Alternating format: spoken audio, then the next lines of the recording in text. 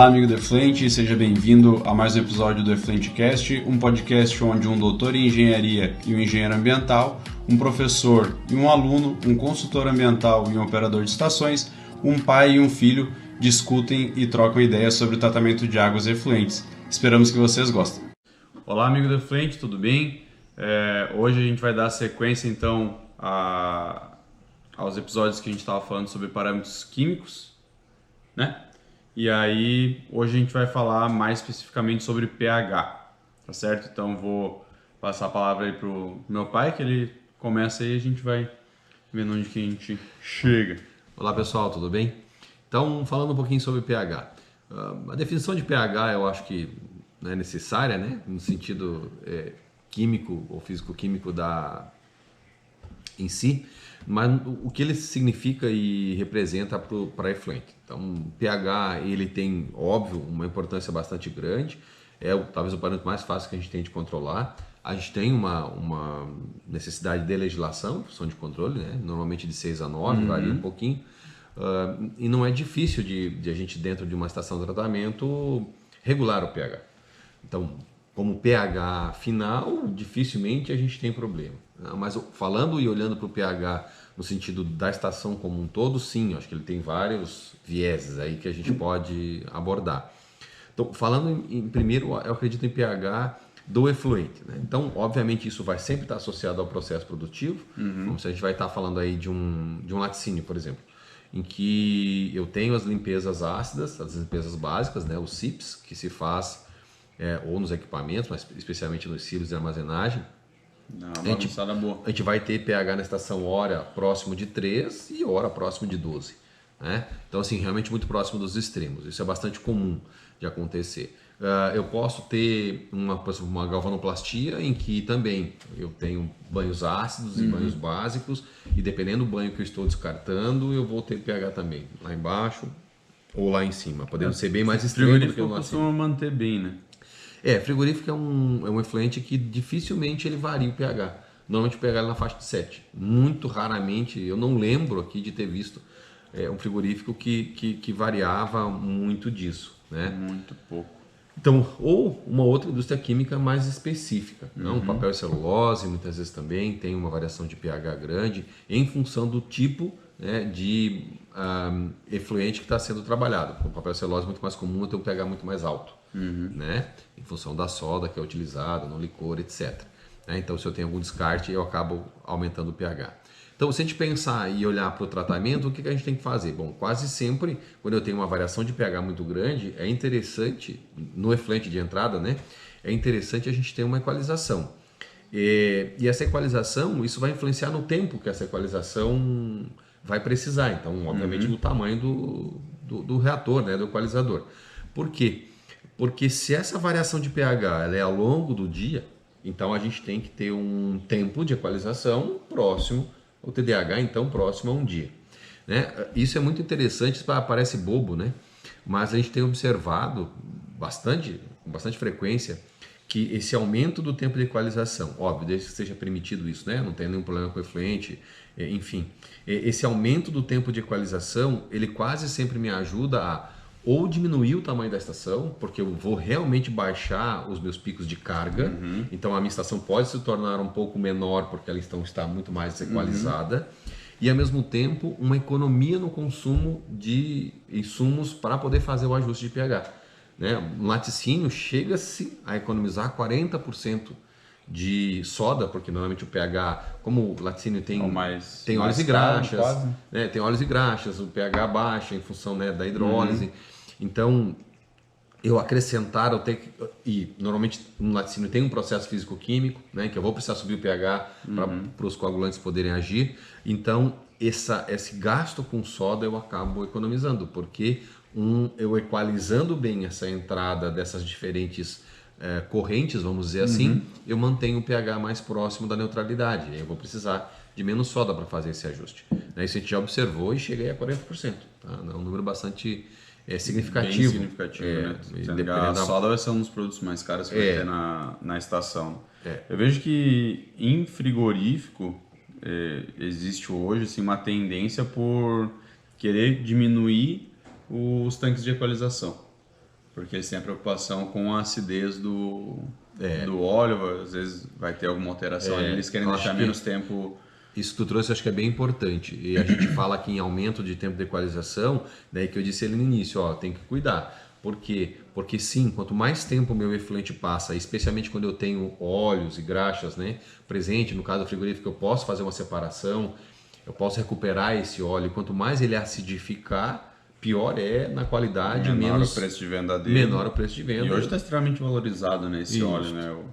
Hoje a estação em si, ela é mais valorizada por ter essa recuperação. E eu acho daí é importante olhar para isso, o que você quer. No caso de um laticínio, por exemplo, também é complicado, porque se eu deixo muito tempo, por exemplo, oxidação, mas tu deixa pouco tempo, tu vai pegar uma água de lavagem, às vezes tu vai pegar um pouco de sangue, então tem que ter um equilíbrio, né? Tem que ter um meio termo. E até porque o tratamento subsequente, normalmente, né, tanto no frigorífico quanto no laticínio, é um tratamento físico-químico. E aí esse tratamento não é autoajustável. Então eu tenho que estar de olho nisso, porque isso vai me mudar a carga, eu vou mudar toda a minha característica de coagulação e floculação, né? E aí sim, o pH pode também estar nesse meio, porque se eu precisar usar mais coagulante, eu vou precisar subir um pouquinho mais o meu pH para o coagulante poder, né? Na grande maioria usa os coagulantes inorgânicos, então ele altera esse pH do meio, né? Então o que a gente tem que olhar é isso. No laticínio, por exemplo, os pequenos laticínios que usam caixa de gordura. Né? Então essa caixa de gordura ela é superdimensionada, porque ela é feita muitas vezes sem nenhum critério de dimensionamento. E aí esse efluente que fica ali, a gordura que fica armazenada, então assim, a caixa não é grande, não, a caixa é pequena. Tá, mas eu fico com uma camada de gordura que eu tiro uma vez a cada 2 semanas, uma vez a cada 3 semanas. O que acontece? Toda aquela gordura que está em cima está hidrolisando. É comum a gente ver um pH de saída de uma caixa de gordura, né, laticínios, por exemplo, com pH 4, 4,5. Por quê? Porque a hidrólise provocou essa diminuição do pH. Então, num sistema desse, em que eu tenho possivelmente na saída uma lagoa, né, para ser mais simples, eu já prejudiquei o andamento dessa lagoa. Eu fui em um frigorífico de abate de aves, e aí eles tinham um tratamento físico-químico, e aí eles adicionavam soda para correção de pH na saída do flotador.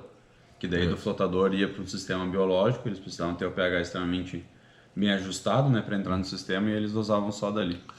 Se a gente olhar para o sistema biológico, a gente vai estar falando de um sistema anaeróbio, não importa ele qual seja, um biodigestor, uma lagoa anaeróbia, ou mesmo um reator OASB. O pH é extremamente importante. Ele vai me dizer e vai manter vivo dentro do sistema as metanogênicas, né?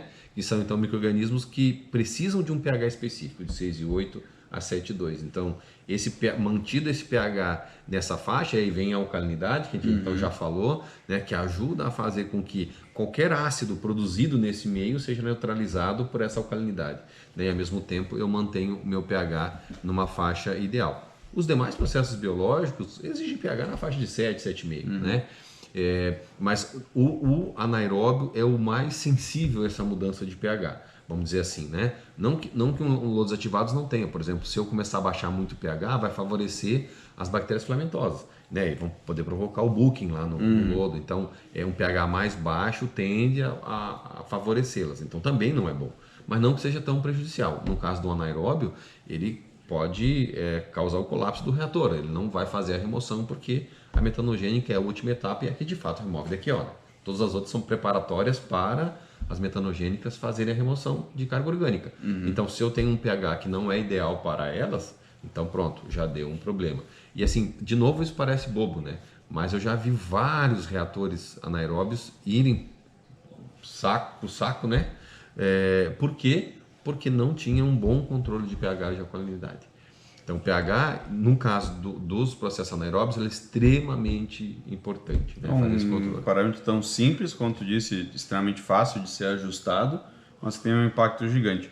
Ele não, por conta assim, ele tem todo esse impacto no tratamento biológico, mas também ele tem um impacto gigantesco quando a gente fala de coagulação e floculação.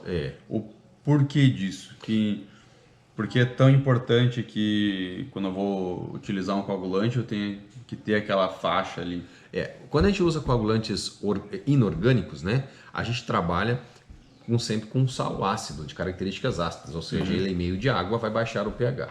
Então, se tu for lá medir o pH de um coagulante, de uma solução coagulante, tu vai ver que ele está muito próximo de 1, né, 2, enfim, pHs muito baixo. 3, por quê? Porque esse sal é um sal ácido. Então, quando eu vou misturar ele no efluente, por mais que eu tenha uma quantidade pequena, ele baixa o pH do meio. Então, como o pH ótimo da maioria dos coagulantes inorgânicos é na faixa de 7, né, o sulfato de alumínio é 6 e 8, por exemplo, né, em água isso é muito importante e controlado muito. Em efluente não tanto, mas a importância é a mesma. Né? O processo é o mesmo. Então, eu preciso ter um pH final na faixa de 7. Como o meu coagulante baixa o pH normalmente, então eu adiciono uma quantidade de alcalinizante, normalmente uma soda, que vai fazer o processo de elevar esse pH na faixa de 9, 10, depende da quantidade de coagulante que tu vai usar. Quanto mais coagulante, mais alto tu vai subir o pH para no final chegar no pH 7. Né? Então hoje eu tenho alguns coagulantes orgânicos que mexem menos, né? Então que tu faz uma mexida menor em termos de pH. Ah, mas mesmo assim, boa parte dos coagulantes hoje, orgânicos que eu tenho visto aí no mercado, também mexe um pouquinho o pH, porque eles vêm junto com algum metal, né, um alumínio, um ferro, para poder fazer essa ajuda na coagulação, né? Eles acabam também exigindo um pouquinho, vão sempre exigir menos do que os coagulantes inorgânicos, né? Mas o inorgânico é por causa disso, né? Por causa de que ele é um sal ácido, então eu tenho que subir o pH, e aí a alcalinidade ajuda. Porque a alcalinidade também ajuda quando eu adiciono o coagulante, o pH não descer tanto, né? Porque a alcalinidade neutraliza o ácido. Então, quanto mais alcalinidade eu tiver no meu efluente, menos eu vou precisar de soda para poder subir o pH, porque menos o meu coagulante vai mexer no pH do meio, né? do efluente. Então, para coagulação e floculação, eu vou dizer que assim, essencial o pH, né? Tu tem que saber realmente onde está o teu pH final, porque senão tu não vai estar formando o floco, o físico-químico não vai funcionar. Já deixando aí um ponto para o pessoal que está acompanhando a gente, mais para frente a gente já está entrando em contato com os responsáveis, a gente vai fazer um episódio mais voltado a coagulantes e polímeros. A gente vai falar com alguns fornecedores para entender também a diferença de um coagulante inorgânico para o orgânico, os impactos que ele tem no sistema e toda essa parte. Usos, aplicações, enfim. Então fiquem ligados aí que mais para frente a gente deve estar com esse material também. Eu acredito que deu para dar uma pontuada bem interessante nesse aspecto de pH, né? Com certeza a gente vai voltar a comentar sobre o pH muitas vezes para ele ter esse impacto significativo no nosso sistema, né? Mais para frente a gente vai estar falando aí também dos sistemas de tratamento, né? Físico, físico-químico, biológico, e provavelmente a gente vai voltar a falar de pH, mas acho que já dá para o pessoal aí ter uma boa introdução do que é e o impacto que ele tem. Isso aí. Então tá certo, pessoal, valeu, até uma próxima aí e fiquem ligados que a gente vai estar sempre lançando um episódio novo aí toda semana pelo menos. Valeu, tá pessoal. Certo? Valeu, um abraço, até mais. Tchau, tchau. Olá, amigo do Efluente, chegamos ao final de mais um episódio do Efluente Cast. Se tu gostou, por favor, deixa aqui o teu like. Se tu não gostou, deixa aqui a tua sugestão para que a gente possa aprimorar cada vez mais os nossos episódios. E por favor, não esquece de compartilhar esse episódio com o teu chefe, teu colega, um ex-colega de faculdade, alguém que possa também apreciar o conteúdo que a gente tem a oferecer, beleza? Até a próxima, um abraço!